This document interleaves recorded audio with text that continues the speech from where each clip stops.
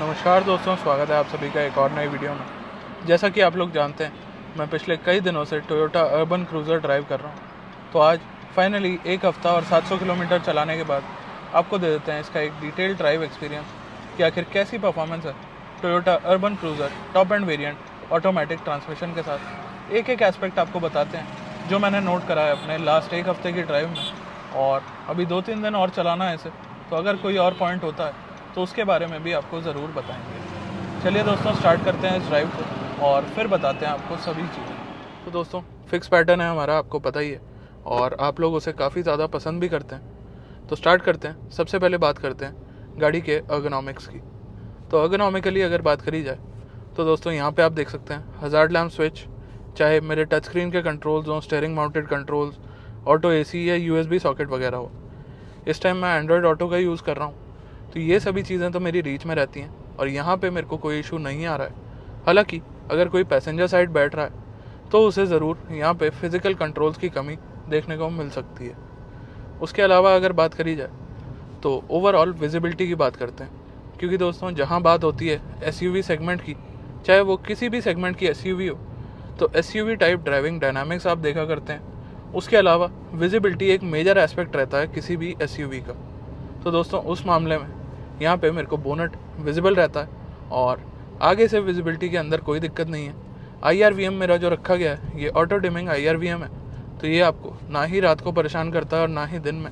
आप देख सकते हैं क्वालिटी वाइज प्लस इसकी विजिबिलिटी वगैरह की बात करूँ तो ओवरऑल यहाँ पे मेरे को कोई इशू देखने को नहीं मिलता है। उसके अलावा ORVMs की तरफ आप देखेंगे तो ORVMs भी काफ़ी अच्छी विजिबिलिटी के साथ आते हैं और इलेक्ट्रॉनिक फोल्डिंग प्लस एडजस्टमेंट के साथ ही आपको प्रोवाइड कराए गए हैं। तो यहाँ पे भी आपको चिंता करने की कोई ज़रूरत नहीं है। चलिए दोस्तों, अब चलते हैं अपने नेक्स्ट एस्पेक्ट की तरफ, जो कि है ड्राइवर्स कंफर्ट। तो दोस्तों ड्राइवर्स कंफर्ट काफ़ी ज़्यादा ज़रूरी होता है, नो मैटर कौन सी गाड़ी है और किस सेगमेंट की वो गाड़ी है। तो यहाँ पे बात करते हैं ड्राइवर्स कंफर्ट के पहले एस्पेक्ट की, जो कि है सीट कंफर्ट। तो दोस्तों सीट्स की कुशनिंग वगैरह काफ़ी अच्छी रखी गई है। यहाँ पे आप देख सकते हैं तो फैब्रिक सीट्स का यूज़ है इसमें। लेदरेट सीट्स टॉप वेरिएंट के अंदर भी नहीं आ रही हैं, हालांकि दे दी जाती तो काफ़ी अच्छा रहता, बट स्टिल जितना जो चीज़ें प्रोवाइड करा दी गई हैं उस हिसाब से गाड़ी काफ़ी अच्छा परफॉर्म करती है। और ओवरऑल अगर बात करी जाए तो ड्राइवर सीट और पैसेंजर सीट के अंदर कोई कमी नहीं है। बाकी बैक सीट के अंदर हल्का सा अंडर थाई सपोर्ट कम लगा, बाकी गाड़ियों से फिर भी बेहतर है ये नहीं कहूँगा कि बिल्कुल ही आपको परेशान कर देगा, बट स्टिल उसमें इम्प्रूवमेंट का स्कोप थोड़ा सा अभी बाकी है। बाकी दोस्तों यहाँ पे एक आप आर्मरेस्ट देख रहे होंगे, तो ये स्लाइडिंग फंक्शन के साथ आ रहा है और आप इजीली अपना हाथ इस पर रेस्ट कर सकते हैं। तो ये चीज़ काफ़ी अच्छी लगी मेरे को, क्योंकि ऑटोमेटिक गियरबॉक्स में आपको गियर पे हाथ रखने की कोई ज़रूरत नहीं है। इवन मैनुअल में भी गियर पे हाथ रखना रिकमेंडेड नहीं रहता है। तो उस हिसाब से यहाँ पे ये चीज़ आपको कंफर्ट प्रोवाइड कराने में एक बहुत बड़ा रोल प्ले करती है और वो काम ये ईज़िली संभाल लेती है। चलिए दोस्तों, ये तो हो गई ड्राइवर्स कंफर्ट की बात। अब कंफर्ट में अदर एस्पेक्ट्स की तरफ आ जाते हैं, जो कि है इसके सस्पेंशन और इसके टायर्स। तो दोस्तों इस टाइम आप देख सकते हैं मैं NH24 पे गाड़ी को ड्राइव कर रहा हूँ और मेरी स्पीड है लगभग 60 की। तो दोस्तों इतनी स्पीड में आप देख सकते हैं किसी तरह की कोई रोड नॉइज़, टायर नॉइज़, किसी भी तरह की कोई नॉइज़ नहीं आ रही है। इंसुलेशन की हालांकि हम आगे बात करने वाले हैं डिटेल के अंदर, बट ओवरऑल एक एस्पेक्ट के हिसाब से आपको बताऊं तो 215 सेक्शन के टायर, 60 की प्रोफाइल और 16 इंच का इनका रिम साइज़ रखा गया है। काफ़ी एप्ट है और इस सेगमेंट में जनरली यही साइज़ रखा जाता है। हालांकि कुछ गाड़ियों के अंदर 205 साइज़ के टायर भी आते हैं, इसमें बेहतर है 215 साइज़ के। बाकी दोस्तों 60 की प्रोफाइल होने के कारण आपको किसी भी चीज़ की कोई ख़ास चिंता करने की ज़रूरत नहीं है, क्योंकि 60 की प्रोफाइल एक अच्छी प्रोफाइल मानी जाती है और साइड प्रोफाइल का टायर की काफ़ी बड़ा एस्पेक्ट होता है आपको कंफर्ट प्रोवाइड कराने के अंदर। तो दोस्तों यहाँ पे भी आपको अगेन किसी चीज़ की कोई दिक्कत लेने की ज़रूरत नहीं है। अब आ जाते हैं सस्पेंशन की तरफ। तो दोस्तों ब्रेज़ा चाहे अर्बन क्रूज़र, दोनों ही गाड़ियाँ same suspension setup, same engine, same transmission वगैरह के साथ आती हैं। और उसके मामले में आप जानते हैं ब्रेज़ा कई जगह अर्बन और रूरल दोनों ही तरह के एरियाज़ में यूज़ करी जाती है। सस्पेंशन सेटअप काफ़ी एप्ट है और आपको कंफर्ट ईजीली प्रोवाइड करा देगा, चाहे आप रफ़ टेरेन में इस गाड़ी को ड्राइव करें, चाहे आप इस तरह के हाईवेज़ पे इस गाड़ी को ड्राइव करें। बाकी दोस्तों ज़रूर बताइएगा कि आपको अर्बन क्रूज़र या ब्रेज़ा कैसी लगती है। और इस वीडियो का मेजर पॉइंट रहने वाला है ये ट्रांसमिशन, क्योंकि एक रिकॉर्ड के हिसाब से ब्रेज़ा या अर्बन क्रूज़र की सेल ज़्यादातर मैनुअल ट्रांसमिशन में होती है, ना कि ऑटोमेटिक में।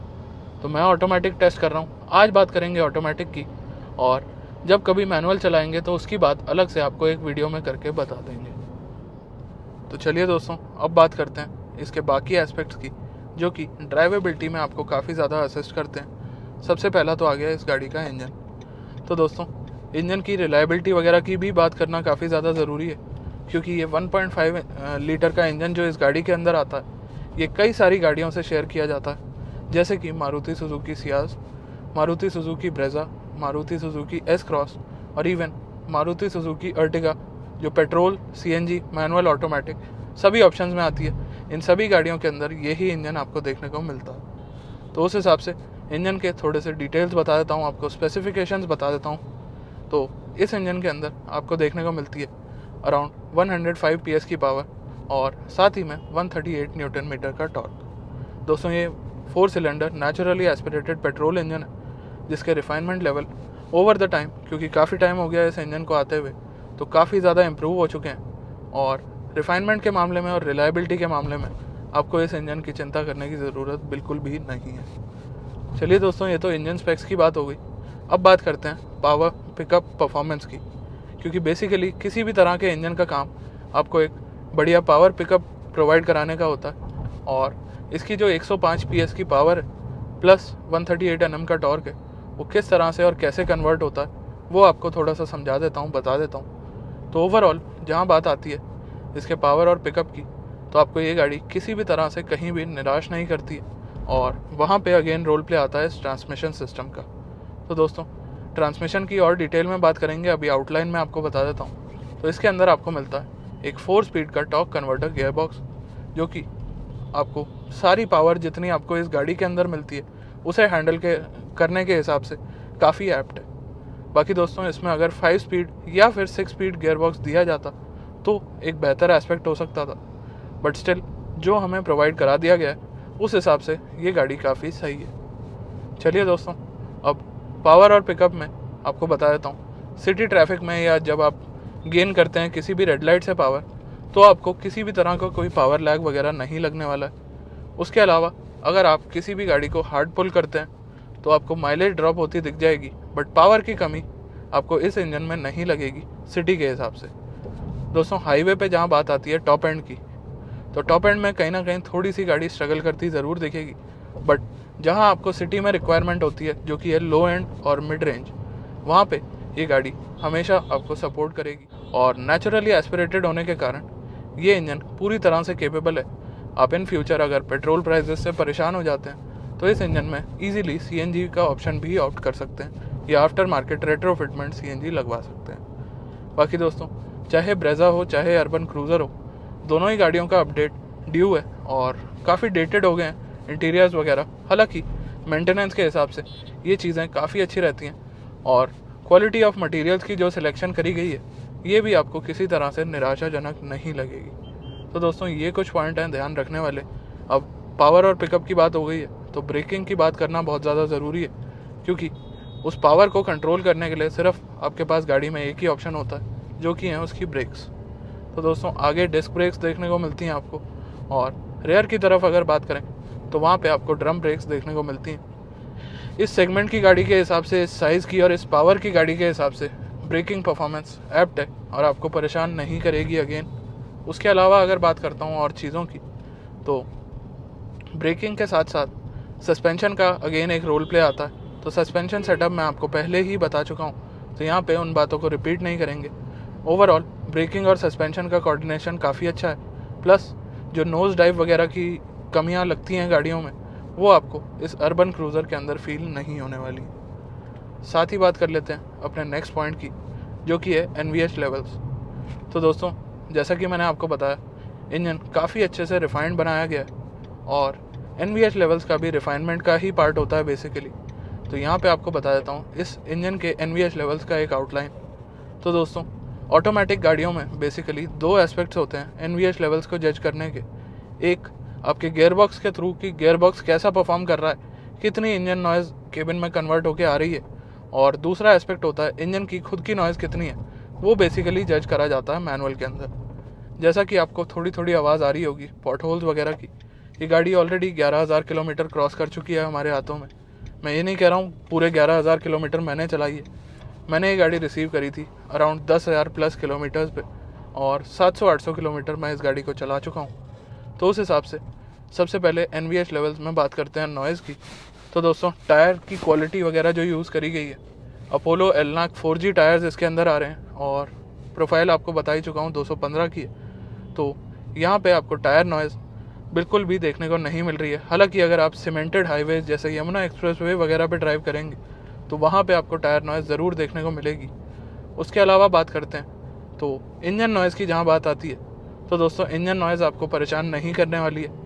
इवन अगर इंजन नॉइज़ आती भी है तो भी वो कहीं ना कहीं आपको अच्छी लगने वाली है, ना कि बुरी। तो ये एक काफ़ी अच्छा पॉइंट है, काफ़ी स्मूथ इंजन नोट है इस गाड़ी का, और उस मामले में अगेन आपको किसी भी तरह की कोई परेशानी लेने की ज़रूरत नहीं है। साथ ही बात करते हैं केबिन नॉइज़ की या विंड नॉइज़ वगैरह की। तो जी हाँ दोस्तों, SUV टाइप डिज़ाइन स्टाइल वगैरह रखा गया है इस गाड़ी का, और उस केस में अगेन आपको थोड़ी सी विंड नॉइज़ ज़रूर देखने को मिल सकती है। बट ये जो विंड नॉइज़ आएगी, ये आएगी आपकी अराउंड 120 प्लस की स्पीड्स पे। तो दोस्तों, ओवरऑल नॉइज़ के मामले में कोई दिक्कत नहीं है। अब बात करते हैं वाइब्रेशन की। तो इंजन में वाइब्रेशन बिल्कुल नेग्लिजिबल है, और पेट्रोल इंजन रिफाइनमेंट के हिसाब से मैं ये कह सकता हूँ one of the best refined petrol engine ये यहाँ पे दिख रहा है। तो उस मामले में अगेन वाइब्रेशन में एक एज लेके चली जाती है अपने कॉम्पिटिटर्स से। चलिए अब बात करते हैं लास्ट पॉइंट, जो कि है हार्शनेस की। तो दोस्तों, हार्शनेस के मामले में भी ज़्यादातर देखा गया है कि डीजल इंजन वाली गाड़ियाँ परेशान करती हैं, और इतने रिफाइंड पेट्रोल इंजन के अंदर किसी भी तरह की कोई हार्शनेस देखने को नहीं मिलती है। चलिए दोस्तों, अब बात करते हैं कुछ और पॉइंट्स की जो कि ड्राइविंग में आपको असिस्ट करने वाले हैं। तो सबसे पहले बात करते हैं स्टीयरिंग की। तो दोस्तों, 3 स्पोक स्टीयरिंग व्हील आपको देखने को मिलता है, जो कि लेदर रैप्ड है, और ओवरऑल अपने रिस्पॉन्स के हिसाब से स्टीयरिंग बैलेंस रखा गया है। ये नहीं कहूँगा बेस्ट इन सेगमेंट है, बट ओवरऑल परेशान ये आपको नहीं करता है। हाई स्पीड्स पे अच्छा वेट ये गेन कर लेता है, और लो स्पीड्स के अंदर ये नहीं कहूँगा बिल्कुल फेदर लाइट रहता है, बट काफ़ी लाइट ये रहता है, और आपको परेशानी नहीं होगी अगर आप काफ़ी टाइम से गाड़ी ड्राइव करना जानते हैं। चलिए दोस्तों, ये तो बात हो गई स्टीयरिंग की। अब बात कर लेते हैं क्लच की। तो जैसा कि मैंने आपको बताया, मैं ऑटोमेटिक ट्रांसमिशन वाली गाड़ी चला रहा हूँ, तो यहाँ पे क्लच का कोई एस्पेक्ट नहीं है। क्लच की तब बात करेंगे जब मैनुअल गाड़ी ड्राइव करेंगे। अभी बात कर लेते हैं इस ट्रांसमिशन की, क्योंकि क्लच एक्चुअली ट्रांसमिशन के अंदर ही इंटीग्रेट किया जाता है ऑटोमेटिक गाड़ियों के अंदर। तो दोस्तों, इसके अंदर जो 4 स्पीड का टॉर्क कन्वर्टर गियर बॉक्स आता है, ये भी काफ़ी टाइम से चला आ रहा है, ये कोई नया गियर बॉक्स नहीं है। और उस हिसाब से जब बात आती है इस गियर बॉक्स की परफॉर्मेंस की, तो ओवरऑल काफ़ी सेटिस्फैक्ट्री और अच्छी परफॉर्मेंस के साथ ये आता है।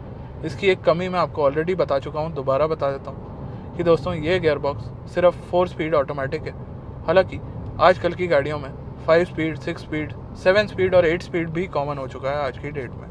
इवन फोर्ड की एंडेवर के अंदर 10 स्पीड ऑटोमेटिक गियर बॉक्स आया करता था। चलिए कोई बात नहीं, 4 स्पीड जो प्रोवाइड कराया गया है वो ओवरऑल अपने पावर बैंड में काफ़ी अच्छा काम कर लेता है। और अगर आप बात करते हैं इसकी स्पीड्स की, जो आप रेगुलर सिटी या हाईवे रन्स में चलाने वाले हैं अराउंड 100, 110, 120 तक, तो वहाँ तक तो ये ट्रांसमिशन आपको परेशान नहीं करेगा। बट जहाँ आप जाते हैं इन स्पीड से ऊपर, बेसिकली 110 से ऊपर, तो वहाँ पे एक गियर और की रिक्वायरमेंट आपको ज़रूर फील होने वाली है, और वहाँ पे आपको इंजन नॉइज़ थोड़ी सी केबिन में आती हुई दिख जाएगी। बट इसके गियर शिफ्ट्स वगैरह की बात करें तो काफ़ी सीमलेस प्रोसेस रहता है। प्लस आप कुछ दिन जैसे ही अपनी इस गाड़ी को चला लेंगे तो आप अडेप्ट हो जाने वाले हैं गियर बॉक्स की परफॉर्मेंस से और कई सारी चीज़ों से। दोस्तों, गाड़ी भी अडेप्ट होती है आपके हिसाब से, आप किस तरह के ड्राइवर हैं, और आप भी अडेप्ट होते हैं गाड़ी के हिसाब से कि किस तरह से आपको गाड़ी को चलाना है। चलिए, ये तो बात हो गई ट्रांसमिशन की। अब बात करते हैं हाई स्पीड स्टेबिलिटी की।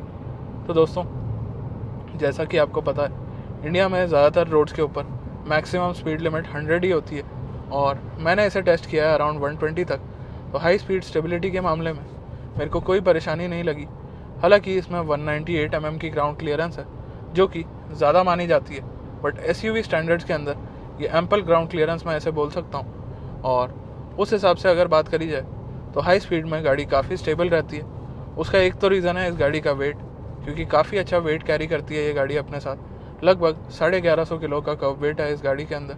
और साथ ही साथ जब बात आती है और चीज़ों की, तो दोस्तों हाई स्पीड स्टेबिलिटी में या हाईवे स्टेबिलिटी में मेरे को ये गाड़ी किसी भी तरह से निराश नहीं करती हुई दिखाई दी। चलिए, ये तो बात हो गई स्टेबिलिटी की।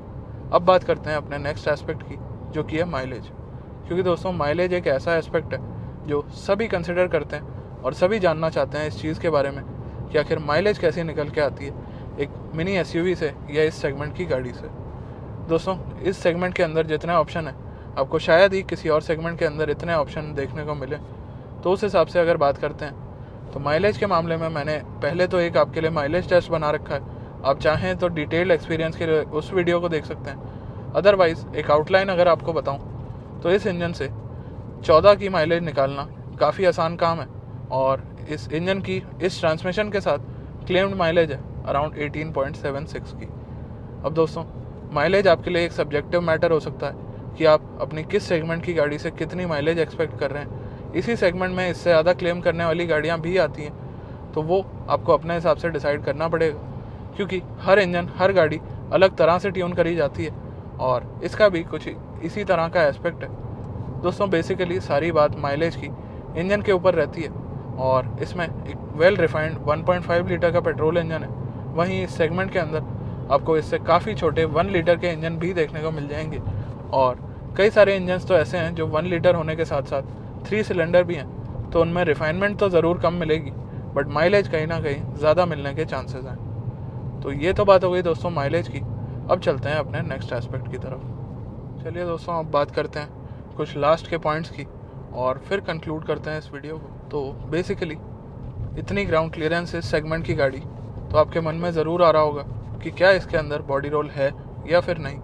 तो दोस्तों आपको बता देता हूँ, हाइट काफ़ी अच्छी है गाड़ी की, ग्राउंड क्लियरेंस भी 198 mm की है और लेंथ के मामले में ये सभी गाड़ियाँ अराउंड सब 4 मीटर सेगमेंट के अंदर फॉल करती हैं। तो दोस्तों इस क्राइटेरिया के हिसाब से अगर आपको बताऊँ तो बॉडी रोल है, हल्का फुल्का है, ये नहीं कहूँगा कि बिल्कुल नहीं है, बट मैंने हाई स्पीड टर्न्स वगैरह लेके इसे आपके लिए ऑलरेडी टेस्ट कर लिया है, तो मेरे को कोई ऐसी कमी नहीं लगी कि आपको कॉन्फिडेंस ना आए ये गाड़ी चलाते हुए। अब दोस्तों लास्टली बात करना चाहूँगा कुछ फीचर्स की।